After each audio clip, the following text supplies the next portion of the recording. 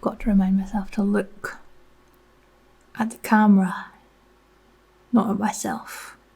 Hello and welcome to my review of The Fated Sky by Mary Robinette Kowal.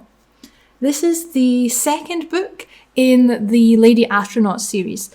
I previously reviewed the first book, The Calculating Stars, if you want to go check that video out. But for now, let's dive into everything about this book. I would say I liked it maybe a smidge less than I liked The Calculating Stars, but that's mostly because in this book there were a lot of losses. There were a lot of sad things that happened, there were a lot of bad things that happened, and in the first book we had so many wins. So even though all those wins happened between really annoying moments and really you still felt really uplifted by them. And this one was more of a slow burn. It was still great, but it was a bit more slow burn. It wasn't quite as exciting. And this book follows Elma and her team on their mission to get to Mars. So this book in particular is really, really filled with lots of really interesting things about space and maths and space travel and space problems, but those really act as the vehicle for the growth of the characters. And in particular, we follow Elma and Elma's journey through her personal development, her relationships with other people, and also with her understanding of racism and her own racial biases. There were so many times where I was scribbling in the margin and I was just writing, character growth! Yay!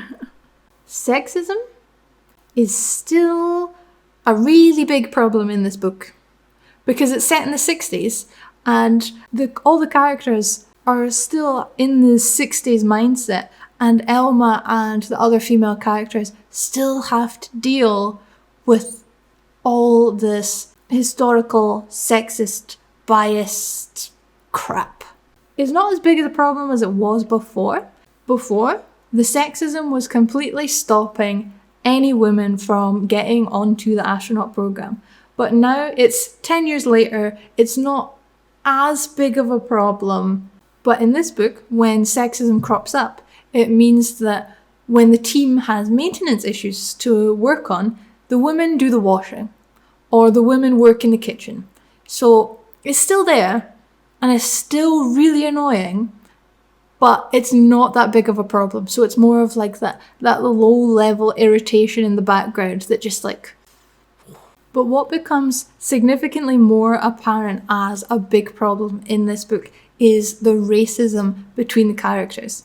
So we spend the majority of our time in the story with two teams of astronauts. They're a very multicultural group, people from different countries, different languages, but in both teams, in total, there are only 2 black people, 1 Muslim, and they are together with a man from South Africa who is completely and utterly racist, because at the time of the book, apartheid was still going strong, and he really, really was all for it. He was all up in that.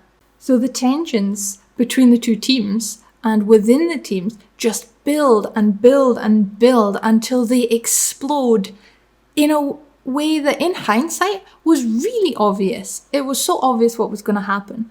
But because we're experiencing the story from Elma's point of view, we don't notice it. Because Elma is herself figuring out racism and she's figuring out her part in oppressing people on her team and using them as leverage for her own gain and all the various things she's doing, but not doing intentionally.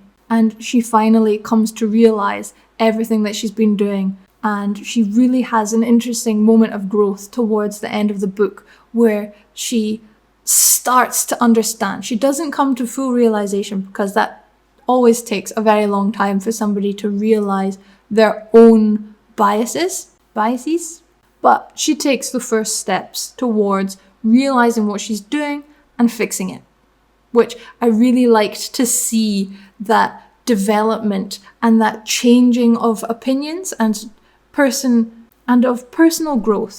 And I really liked to see the changing of opinions and the changing of a person's understanding within the book, because that's something that always happens in real life, where somebody learns something new or learns a new perspective, but instead of sitting back and thinking, oh yeah, that's actually quite interesting and I should learn from that and progress as a person, they almost double down on their original argument so that they don't lose face because they changed their opinion.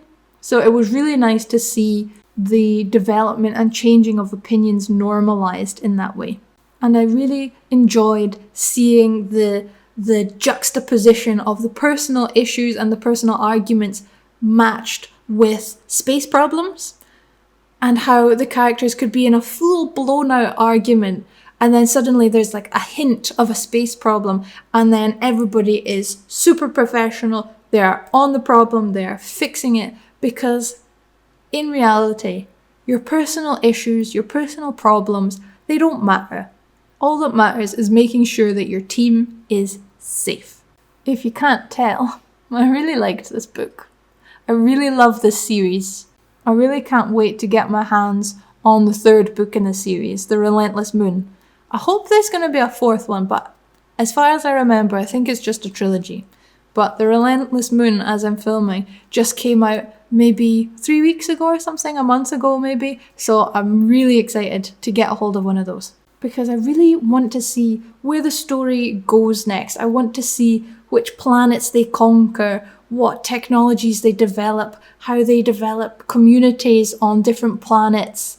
And also I want to see where Elma's character growth and her personal development takes her next, which, incidentally, is my next video, where I will be discussing Elma's character arc so far between the first and the second books.